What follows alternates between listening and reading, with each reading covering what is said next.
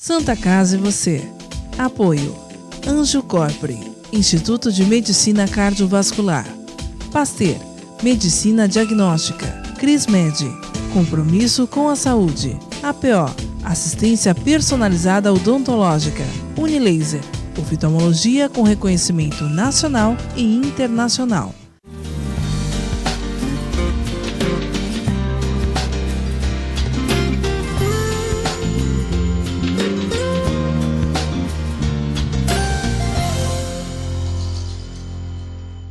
Olá, telespectador, olá, telespectadora, Santa Casa e você, 2019, ano novo, muita saúde para você, telespectador, telespectadora, fique conosco mais esse ano, muito obrigado pela companhia. Neste primeiro programa de 2019, nós vamos conversar com a pediatra, sempre presente aqui no nosso programa, doutora Heloísa Ventura, da Santa Casa de Santos, que vai falar sobre doenças autoimunes. Doutora Heloísa, feliz ano novo, com muita saúde, obrigado pela presença. Obrigada pelo convite, feliz ano novo para todo mundo. Vamos lá, a primeira pergunta, o que são doenças autoimunes, doutora? As doenças autoimunes, Guto, na verdade, elas são uma desregulação do organismo. Então, o que é normal? Que a gente tenha nossas células de defesa, né? Elas acabam sempre ali procurando ver se acha bactéria, vírus, e por alguma desregulação ela começa a reconhecer aquela célula da pessoa como uma agressora. E começa a fazer anticorpos, né, autoanticorpos, e aí começa a doença. Ela então, essa célula destrói o tecido. Dentro do nosso organismo, acha que aquela célula ali vai causar algum problema. Isso mesmo. E começa a atacar. E começa a fazer uma inflamação. E a inflamação acaba destruindo aquele órgão. E assim, são doenças que, apesar de não serem tão comuns, elas não são raras, né? A doença autoimune, ela está no nosso dia a dia. O diabetes tipo 1 é uma doença autoimune. Eu ia te perguntar quais são os exemplos de doenças autoimunes. O vitiligo, né? O próprio lúpus, a artrite reumatoide, a artrite idiopática juvenil, a febre reumática, né? Então, são doenças que, às vezes, as pessoas têm na família, hipotireoidismo, alguns tipos. Às vezes tem na família e é importante a gente saber o diagnóstico, porque quanto mais cedo você faz o diagnóstico, mais você pode fazer por essa criança, né? Nessa questão do diagnóstico precoce, no vitiligo, por exemplo, logo de cara a criança começa a ter a pigmentação da pele diferenciada ou isso demora para aparecer? Não, geralmente o vitiligo tem essa parte familiar muito relacionada. Então você faz anticorpos ali contra, né, a melanina e faz aquelas lesões. E geralmente com o diagnóstico, com uma lesão cutânea, né, uma lesão de pele, o diagnóstico é mais fácil. Mas a gente tem outras doenças autoimunes que às vezes, como a agressão é interna, no rim, no fígado, às vezes fica o diagnóstico um pouco mais tardio, quando você não tem o acometimento de pele, né? Ou seja, aqueles sinais externos, nesse tipo de exemplo que você deu do rim e do fígado, eles demoram. Raramente demora, não é uma coisa imediata, né? Não. E a importância do diagnóstico precoce está aí. Muito importante, porque quanto mais mais cedo você faz o diagnóstico, principalmente na criança, né? Porque a criança, além de você ter que tratar a doença, é importante que você permita o crescimento dessa criança o mais saudável possível. Tanto do ponto de vista, né, de estatura, de desenvolvimento dos órgãos, né, desenvolvimento da puberdade, desenvolvimento psicossocial também, né? Porque, neurológico também. Neurológico, porque muitas dessas doenças, tanto o tratamento quanto a própria doença, causam alterações externas, né? Às vezes obesidade, às vezes aumento de pelos, né, estrias, acne. Então, às vezes a criança sofre até bullying na escola por causa de uma doença autoimune. Então, o diagnóstico tem sempre que ser o mais precoce para você fazer o mais possível, né, para essa criança, o melhor possível. E além do tratamento, da assistência à criança, tem também o lado da família. A família também tem que ter esse apoio psicológico. É sempre um diagnóstico difícil para a família, né? Dá então, essa notícia, né? E assim, hoje a gente tem, né, o Google aí às vezes... Doutor Google. Não, sempre falo, tem sites ótimos, mas também às vezes tem umas informações muito erradas na internet. Então, isso às vezes, confunde, doutora, no consultório, na hora de você conversar com os pais, isso confunde? Confunde, porque assim, às vezes tem muita informação Só que às vezes tem esses blogs pessoais que nem sempre o que aconteceu com essa pessoa vai acontecer com o teu filho. Então, às vezes dá uma confundida. Então, acho que a informação é muito importante. Mas sentar e com um profissional e poder discutir essas dúvidas é essencial. E a família é muito parceira, porque algumas medicações implicam, às vezes, numa obesidade, por exemplo. Então, aquela família tem que entender que a criança não pode ser alimentada com certos tipos de alimentos, às vezes tem restrição a sódio, né? Tem que diminuir o sal. Então, a família é muito parceira. Então, eu vejo que quando a família entende a doença e fica assim, parceira mesmo do tratamento, o prognóstico é muito melhor do que aquela criança que às vezes a família não entende, acha, coitadinho, e aí acaba oferecendo um alimento, ou permite às vezes que a criança tem alguns comportamentos inadequados. Essa criança sempre evolui pior do que quando a família entende a doença e participa junto. O entender a doença, nesse caso, por exemplo, se há uma restrição a sódio, a família não pode ter uma comida com muito sal. É difícil. Então, a família tem que ter também uma dieta de acordo com a criança. Eu sempre falo, a criança tomando medicação, ela pode ter uma dieta igual à família, desde que a família coma adequadamente, né? Então, temperos industrializados, que são riquíssimos em sódio, o sal a mais, a família inteira tem que ajudar e diminuir o consumo. E de quebra também a família vai ter uma qualidade de vida melhor, né? Com certeza, não, com certeza. O que todo mundo tem que ter, né? Você falou da febre reumática. Eu tomei um susto aqui porque eu achei que, como leigo, né, febre reumática fosse uma doença que acometesse só pessoas com mais idade. Também acomete crianças. A febre reumática é uma doença mais comum nas crianças atualmente, né? É que a gente vê uma doença que, se você for ver a literatura americana, europeia, já é uma doença que eles já veem assim, relatos de casos, eles não veem mais. E hoje ainda é a nossa principal doença na reumatologia infantil. No Brasil? Na nossa região é. E o que leva a esse tipo de quadro? Na verdade, a doença reumática, a febre reumática, ela é uma alteração do DNA. Você tem a propensão genética. Então, algumas pessoas, 3% da população pode reagir frente a essa bactéria, né, uma bactéria de garganta super comum, que chama Streptococcus. Mas algumas pessoas, quando tem essa infecção, eles têm uma proteína, a proteína do Streptococcus é muito parecida com a proteína dessa criança.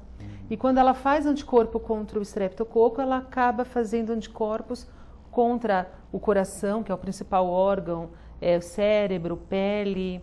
Então, é uma predisposição genética. Mas por que nos Estados Unidos não tem mais? Na região sul diminuiu muito? Porque você trata adequadamente. Então, quando você trata adequadamente uma amidalite streptocócica, você aborta o processo. Então, você não permite a produção desses autoanticorpos.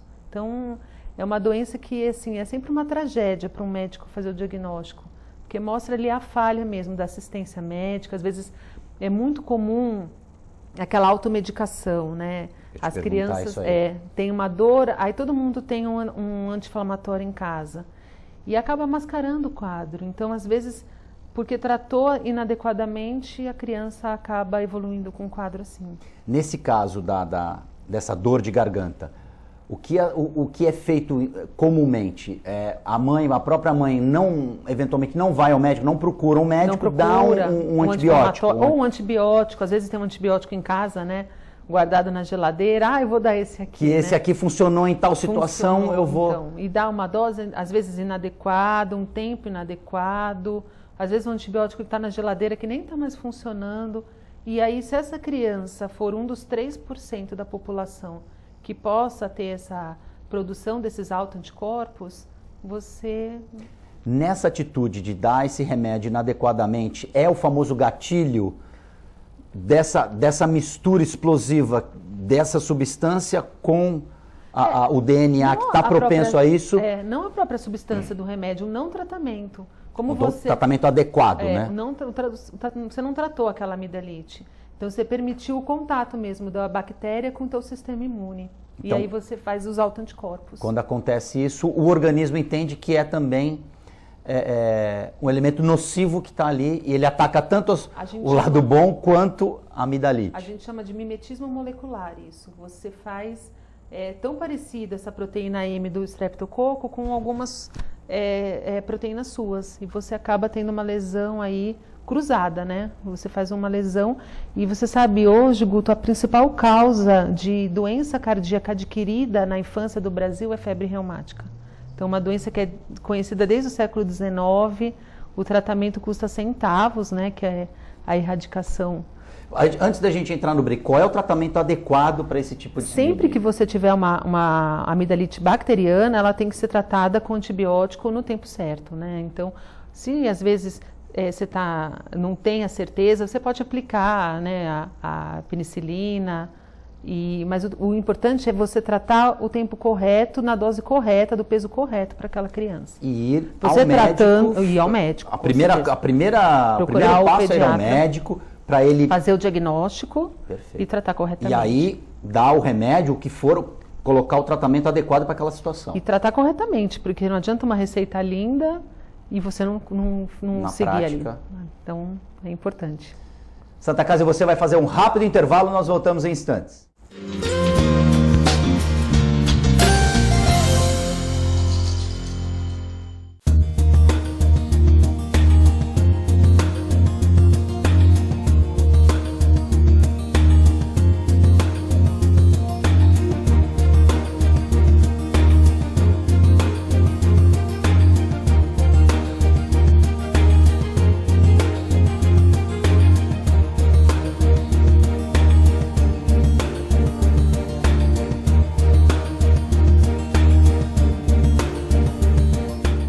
Pasteur Medicina Diagnóstica, o primeiro e mais tradicional laboratório da cidade de Santos. O Pasteur Medicina Diagnóstica possui uma unidade de imagem que oferece exames de ressonância magnética, tomografia computadorizada e o primeiro PET-CT da Baixada Santista. Disponibilizamos serviços de coleta móvel, medicina ocupacional e o serviço exclusivo de Drive-Thru Coleta, distribuídas em Santos, São Vicente, Praia Grande, Cubatão e Guarujá. Pasteur, mais completo ainda.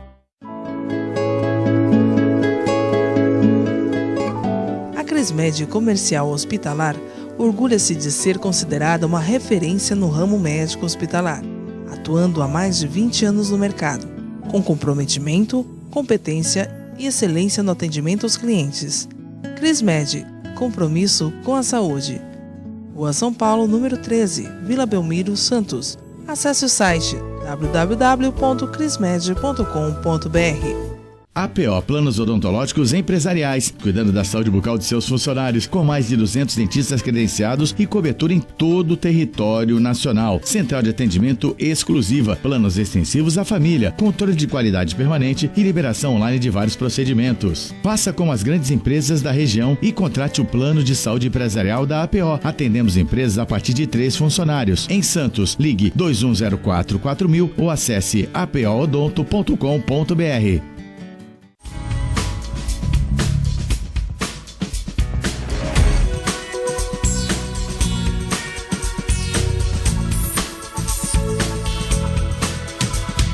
Unilaser, um centro de referência único que, concentrando recursos tecnológicos e a capacitação técnica de seus médicos, pode diagnosticar e tratar as doenças da visão, aplicando uma oftalmologia de ponta com reconhecimento nacional e internacional. Unilaser, unidade oftalmológica de laser.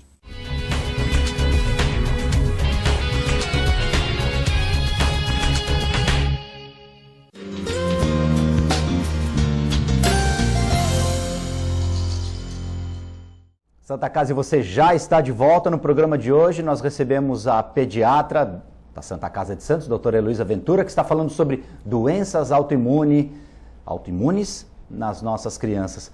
Doutora, no primeiro bloco a gente falou sobre as doenças e a medicação, a automedicação. No finalzinho do segundo bloco, no primeiro bloco, a gente falou dessa questão de dar o remédio por conta própria. Os pais ainda costumam ter esse tipo de procedimento, principalmente nessa questão de dor de garganta, uma febrezinha. Continuamos a ter esse mau hábito da automedicação? Sim, e é um mau hábito mesmo, né? Que às vezes a gente acaba postergando muito o diagnóstico por causa de medicação. Então, às vezes aquela criança, por exemplo, uma artrite idiopática juvenil, que é uma artrite bastante comum na infância. É aquela criança pequena que começa com, geralmente é joelho, o joelho inchado, E às vezes demoram meses até alguém perceber assim, que aquilo não é, porque a criança cai, aí bateu a perninha, aí toma um anti-inflamatório, aí dá uma melhoradinha. E aí vai perceber quando a criança já tem um quadro muito mais arrastado, né? E aí, nesse exemplo do joelho, por exemplo, existe uma dificuldade da criança de se movimentar, ela fica mais parada. Quais existe algum tipo de observação que os pais possam fazer para... Existe, mas é que às vezes quando a gente lida com criança, se aprende, Guto, que criança nunca quer ficar doente. É verdade. Então às vezes a criança tem uma dorzinha, mas ela vai ali, ela acaba dando o jeito dela e ela consegue andar. Mas aí você vê aquela criança que não quer mais andar, aquela criança que não quer brincar. Às vezes a gente vê em criança maior com outras doenças, né? A coreia reumática, o lúpus. É uma queixa bem frequente, assim, essas alterações. A mãe começa a perceber, ela brincava tanto com as amigas, não quer mais sair da cama. Ou a professora chama que a letra piorou. Ou está brigando com os amiguinhos. Então, né? Porque às vezes a criança corre diferente, os amiguinhos dão risada. Então a gente, às vezes, tem que ser um pouco bem sensível no diagnóstico. E quando você começa a conversar com a família, você vê que o quadro já tem meses, né? Então está tomando um remedinho aqui, né? Essa anamnese com a família já é meio caminho andado, porque esse próprio relato já confirma as suspeitas. As fraquezas musculares, que também a gente encontra, né, na reumatologia infantil. Geralmente a gente vê na história que a criança tem uma dificuldade para andar, para levar a mochila já há meses. Só que ela chora para sair da cama, aí a mãe acha que a mãe a tira da cama. Aí o amiguinho carrega a mochila nas escadas da escola. Aí você vai fazer o diagnóstico quando a fraqueza fica tão importante que a criança não consegue andar. Mas na história você vê que ela já tinha a fraqueza um tempo antes, sem diagnóstico. Então, às vezes... mexer com criança, né? Aquela história, chega para você, tia, melhorei tudo, né? No caso do lúpus, o lúpus explica como é que funciona, existem características externas que os pais possam perceber em relação ao lúpus? Na verdade, o lúpus, ele é uma doença, é uma vasculite, né? Uma inflamação dos vasos e sistêmica, né? A gente fala que todos os vasos vão estar acometidos. O lúpus é assim, você pode ter todo tipo de manifestação, né? Eu brinco que é a clínica pediátrica numa doença.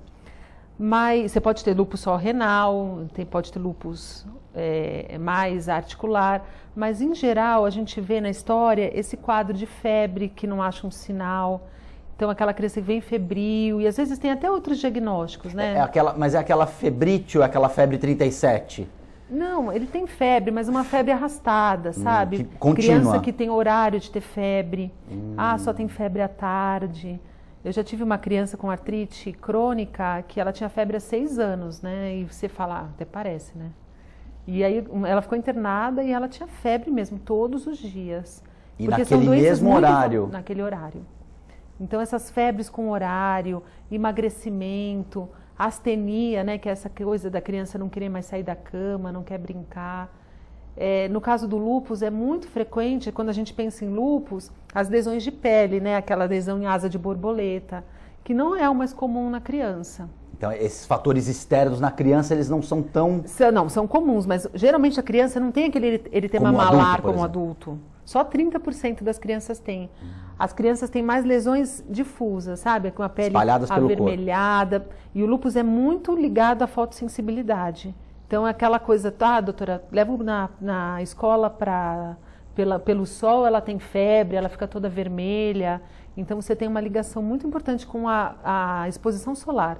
Tanto no lúpus como na dermatomiosite, que é a fraqueza muscular com lesão cutânea. E que essa questão da pele ficar um pouco avermelhada também confunde, né? Porque podem ser outras coisas. Mas mas é um vermelhidão muito... Até a mãe já percebe, a doutora, ela tem febre quando toma sol. Você tem uma ligação de piora da doença com a exposição solar. É importante que os pais fiquem atentos e observem isso, porque tem... Queda de cabelo, aftas de repetição, também você pode encontrar nas doenças autoimunes. Então, eu sempre falo que é uma doença fora de faixa etária, né? Porque a afta de repetição a gente vê na criança pequena, né? Que põe tudo na boca, que uma criança de 10, 11 anos está tendo tanta afta? Então, a doença autoimune é um diagnóstico diferencial nessas crianças. Eu te perguntei isso porque nós, pais, a gente acha que nunca vai acontecer com os nossos filhos. E que qualquer coisa que aconteça, vai passar, é criança, isso é da idade, né? A importância da família acompanhar e estar atenta Verdade. a esse tipo, aos sinais, né, quando existem. A queda de cabelo muito intensa, perda de peso, infecções de urina que você não acha muito sinal. A cor da urina muda? Cor da urina.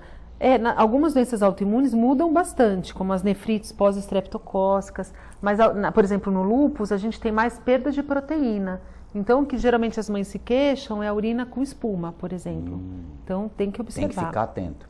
E a criança, como você falou, que não quer brincar, é um sinal amarelo, porque toda criança está querendo atividade, né? Queixa da escola também, aquela criança que não quer brincar na educação física, que está perdendo, às vezes está pintando lá o castelinho todo para fora, né? A perda de coordenação motora, mudanças comportamentais. Então, o humor da criança também muda, né? Muda sim. Até alguns remédios também podem ajudar, mas tem toda a parte psicossocial da doença crônica, né? Falando em remédios, doutora, a gente falou um pouquinho no primeiro bloco. Importante não se automedicar, não guardar remédio durante muito tempo na geladeira. E principalmente a gente acaba aprendendo, a criança ela tem uma relação peso, altura, para se fazer a dosagem do medicamento. É importante que isso seja também observado. Claro, né? Os remédios eles são sempre calculados pelo peso. Então, às vezes, um remédio que você deu quando o seu filho tinha 12 quilos, ele não é a mesma dose quando ele tem 20. Então, esses remédios na geladeira, sobrou remédio, tem que ser desprezado. Né? Não podemos guardar. Atenção, pais, não guarde o remédio na geladeira. Sobrou antibiótico, por exemplo, você vai estar dando, além de estar uma substância inócua, né, não vai ter efeito nenhum, ainda você vai dar um alimento ali, né? Por que esse mito de guardar na geladeira coisa do passado? Algumas medicações precisam, depois de prontas, né? Algumas suspensões, elas são instáveis na mas temperatura para uso imediato, para uso imediato. E essa questão do... A gente guarda, né? Antigamente, né? Antigamente a gente fazia esse tipo de coisa. Hoje não mais. Não, hoje não. O que é bom para o seu filho não é bom para o meu filho. Com certeza. Essa conversa entre mães também muito. Serve como parâmetro, mas o ideal é ir ao pediatra, conversar com o médico. Eu acho, Guto, que a gente precisa ter o nosso pediatra que possa acompanhar aquela criança, né? Que vai ver um desvio na curva, mesmo nas doenças autoimunes ou outras doenças crônicas, você vai ver parada de crescimento, perda de peso. Então, um pediatra que está acompanhando, ele vai, mesmo que ele não seja especialista, ele vai te nortear. Você está tendo uma perda de crescimento, você está tendo alguma coisa está acontecendo nessa criança. Então, é muito importante o acompanhamento com o pediatra. E só o pediatra vai te levar, né? Como a gente falou no outro programa, com crianças de 100 anos, né? Então, eu acho que quanto mais cedo você puder agir, orientar, tentar criar hábitos saudáveis e tratar a doença quando ela está presente, mais coisas você pode fazer pela criança. Nós estamos chegando no finalzinho do programa, mas eu tinha uma pergunta muito importante para te fazer e eu queria que você deixasse essa orientação para os pais. Independentemente do meu filho ou da minha filha não apresentar nenhum tipo de doença, de problema, isso não significa que ele não tenha que ir ao pediatra, né? Então, a gente costuma recorrer ao médico quando a gente está doente. Eu acho que é importante ter esse hábito de ir ao médico, mesmo não tendo nenhum problema. Com certeza. Sabe por quê, Guto? Hoje a gente vê as pessoas sendo tratadas em PS. Porque a vida é corrida, o PS está sempre aberto, vai que precisa de um raio-x, né? Isso, você não tem um vínculo com o paciente, né? Você atende ali, não tem aquele vínculo com aquela criança. Aquela continuidade, né? Então, mesmo que vá, né, no PS, na emergência, depois é importante a continuidade com o teu pediatra.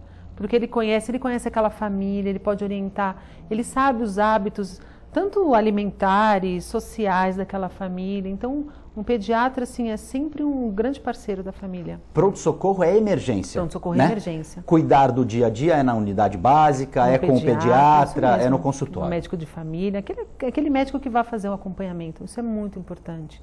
Doutora Heloísa Ventura, muito obrigado pela aula, pelas informações, pelas orientações.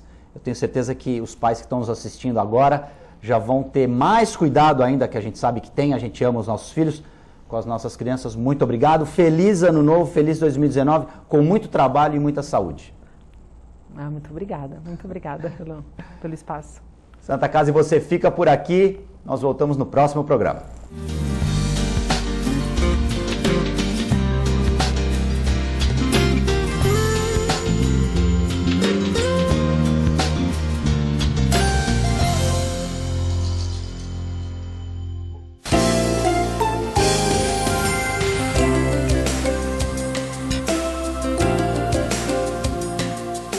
Santa Casa e você.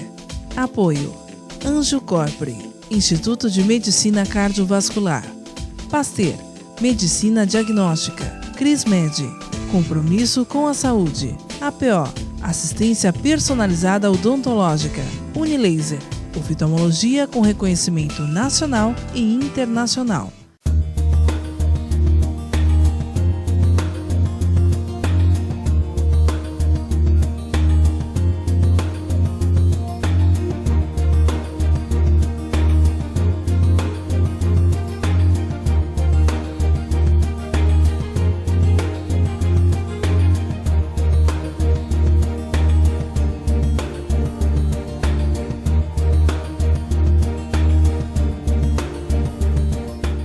Pasteur, Medicina Diagnóstica, o primeiro e mais tradicional laboratório da cidade de Santos. O Pasteur Medicina Diagnóstica possui uma unidade de imagem que oferece exames de ressonância magnética, tomografia computadorizada e o primeiro PET-CT da Baixada Santista.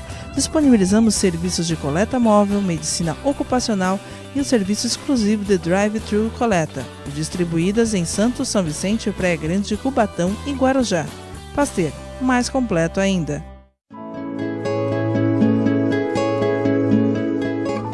A Crismed Comercial Hospitalar orgulha-se de ser considerada uma referência no ramo médico hospitalar, atuando há mais de 20 anos no mercado, com comprometimento, competência e excelência no atendimento aos clientes. Crismed, compromisso com a saúde. Rua São Paulo, número 13, Vila Belmiro, Santos. Acesse o site www.crismed.com.br. APO Planos Odontológicos Empresariais, cuidando da saúde bucal de seus funcionários, com mais de 200 dentistas credenciados e cobertura em todo o território nacional. Central de atendimento exclusiva, planos extensivos à família, controle de qualidade permanente e liberação online de vários procedimentos. Faça como as grandes empresas da região e contrate o plano de saúde empresarial da APO. Atendemos empresas a partir de 3 funcionários. Em Santos, ligue 2104-4000 ou acesse apoodonto.com.br.